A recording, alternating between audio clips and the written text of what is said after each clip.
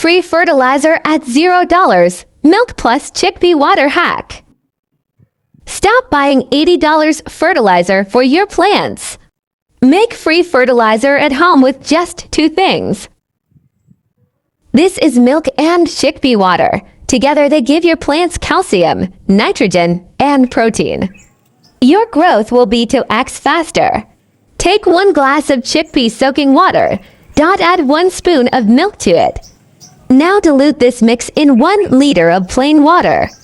That's it, your liquid fertilizer is ready. Pour this into the soil once every 15 days.